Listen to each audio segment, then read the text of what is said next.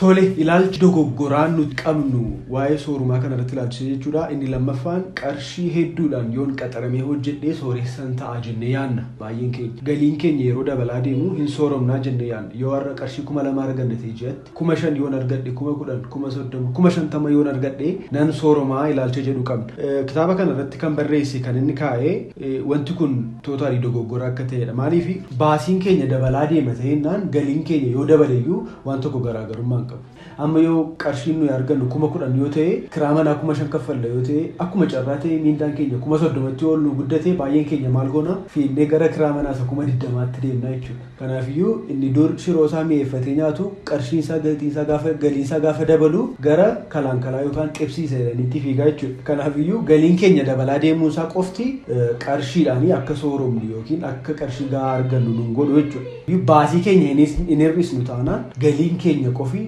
nuun fayyadu jechuudha. Sammuu qaxaramanii hojjechuu sana keessaati yoo hin baanu ta'e kana jechuun qaxaramanii hojjechuun gadheedhaa gaarii miti jechuu osoo hin taane caalaatti amma fakkeenyaaf addunyaa kanarra jira namoota kolleejjii illee tuun baantu biiliyeenaradha.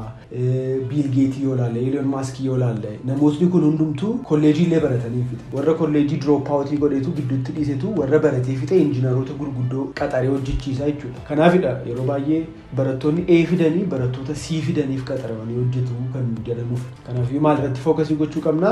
Baasii keenya hir'isuu, galii keenya immoo guddisaa deemuudha. Yoo dandeenye immoo mentaalitii yookiin ilaalcha qaxaramanii hojjechuu, miindaa dabalataa maal argatanii hojjechuu irraa baanee malattiin qarshii argamsiisnu, malattiin faayinaanshaaliin guddannu yoo barbaaddanne caalaatti guddachuu dandeenya jechuudha. Qaxaramee hojjedheen gaafan qarshii baay'ee argadhu sooromanni jedhu akka barreessichaatti dogoggoraa jechuudha. Ulfaadha.